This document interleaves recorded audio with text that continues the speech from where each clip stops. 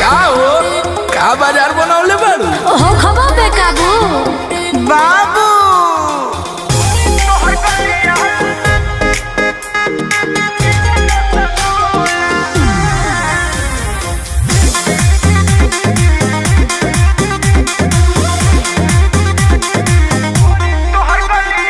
टुकुर टुकुर ताको तारो काहे के टकिए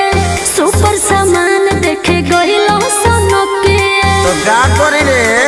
अरे मिस्टर सुनो हो टुकुर टुकुर ताको तारो काहे के टकिए सुपर सामान देखे गइलो सनके बंद दरवाजा बाबू ढोढनी खोला बुझा छोरा मारे झोला गोरी तो हर गलिया लगेला रसगुल्ला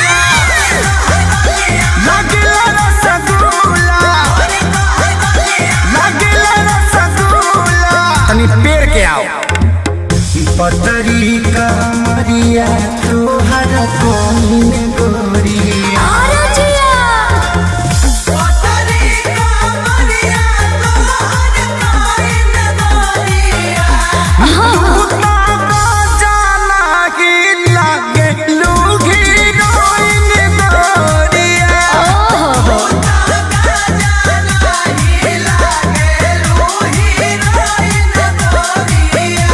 कुछ भी बोलते हो है ना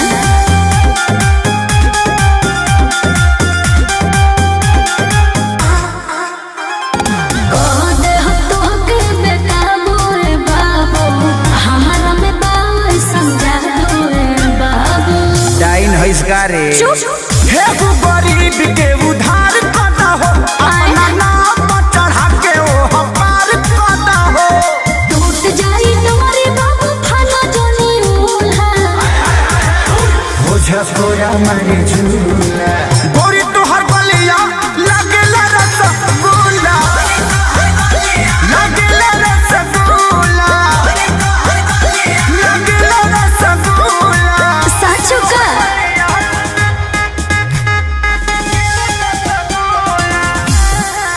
म्यूजिक बाय आर्या शर्मा